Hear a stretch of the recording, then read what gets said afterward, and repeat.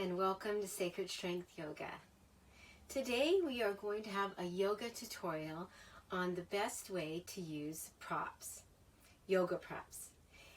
First of all, I want you to remember that these are here to support you in your practice. So let's go ahead and begin with a little tune in. All right, bringing our hands together.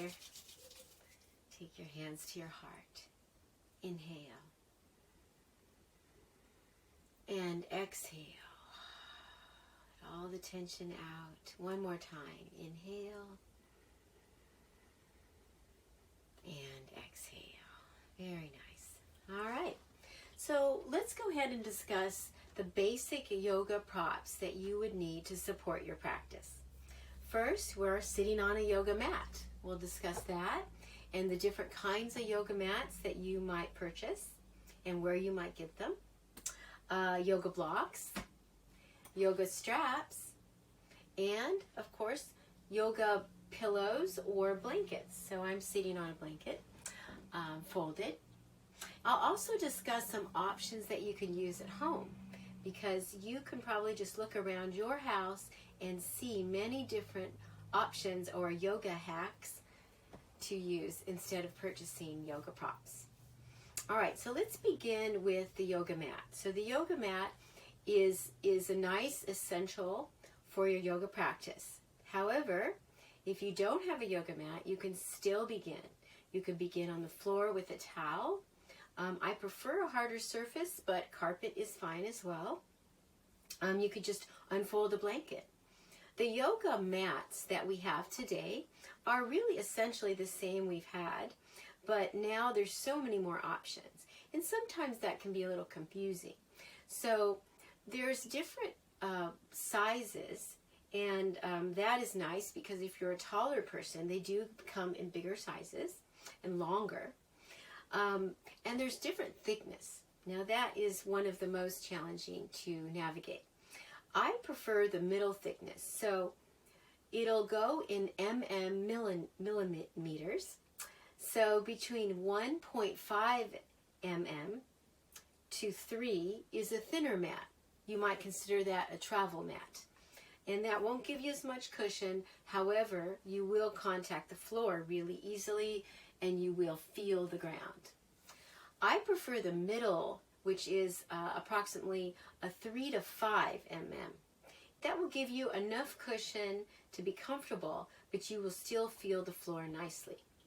Now, it's also fine to get a little higher cushion, a 6 millimeter mat, because if your bones hit the floor and it hurts, or your knees come up, causing your bones to brush with the floor, that can feel really nice. I think anything more than that, sometimes you're getting too much cushion and then you are not navigating the floor as well. So just see how it feels. Make sure the mat is stable. There shouldn't be slippage, and sometimes when they're new, they're a little slippy, so you can take a warm washcloth and just wipe it down. Don't submerge it in water, but just, wipe it off, let it dry, and with use, they will become more broken in. The other thing about the yoga mats is I've never paid more than $20 for a mat. So I would encourage you not to stress or break the bank on this. Just get the one that works for you now, that you can start your practice. I often just get mine at Target, all right? Or TJ Maxx or Ross, or all those retailers have them. They didn't used to in the late 80s, but they do now, so we're very fortunate. All right, so let's talk about yoga blocks. And I'm going to demonstrate a pose that is very useful with our yoga blocks, and that is forward fold. So standing up, commonly when you do this pose, you come down and you stop. Sometimes they're out right here and you're like, uh-oh. So you want to support your upper body because it is a little heavier with your heart and your head. So having the blocks support your upper body is good. Make sure your weight, however, is still on your legs and on your feet. The hands are just supported by the blocks. Inhale. And on your exhale, if you feel you can go lower, There you go. All right.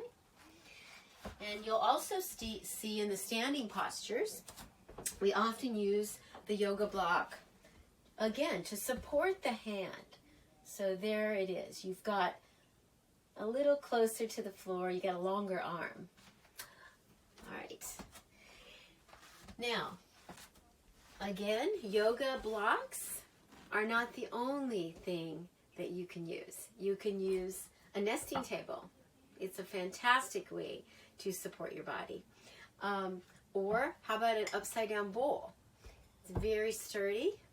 So look around your house. I bet you have some old books you could stack up. Just make it work for you.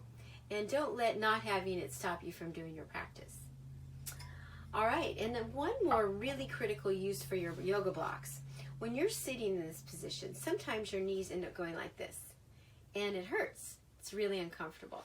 So take the blocks and just tuck them under. Now, of course, you can use pillows for this as well. But now you can feel more relaxed, less stress on your body, and you can focus perhaps on your meditation or the yoga practice in yoga instruction. All right, so little story about yoga props. My good friend in the late 80s when I started teaching, Chuck Gardner, made me wooden blocks. And I cherish and have those to today. But now we have foam blocks or cork blocks. Now foam blocks are great. They're lightweight. They're sturdy. Cork blocks are a little bit more sturdy. They're heavier. So these are great for traveling or at home. But the cork blocks are fantastic too. They're a little bit more expensive. They are very sturdy. You can also, you've seen probably the smaller blocks. So these are 4-inch blocks. I prefer the bigger block. I use it more often. But you can have a thinner, smaller block. I find these, however, to be more stable. All right. Now let's talk about yoga pillows or yoga blankets. So really, it's a pillow or it's a blanket. You can use anything you have. You don't have to go buy a yoga pillow or a yoga blanket. I do, however, recommend that you have a pillow that isn't too high and that you layer. So this is a nice pillow that I'm going to layer on my yoga blanket so that I sit a little higher. And the reason for that is that you want your pelvis to be a little higher and uplift your heart so your spine is tall. So your pelvis is higher than your knees. And this allows your spine to sit up tall. Have you ever noticed when you sit in this position, you sometimes you slump, your pelvis tucks under? So this really gives you a nice uplifted feeling. And again, your knees can relax. But if you need more support, here you go. Yoga blocks. All right. So now we're going to do a stretch. So we're going to take our yoga strap, which we haven't discussed fully yet, but we're going to go ahead and do a practice where we lie on our backs. This is one of the most common yoga hamstring stretches. So take your foot in the air and wrap the strap around the ball of the foot. And it's important that you hold this strap in such a way that it's not tense, so you're not pulling. I like to wrap my hand around the strap, creating a sling, and that way I can relax a little bit more. Now, if you need to lower it, just give it some slack. There it is. All right.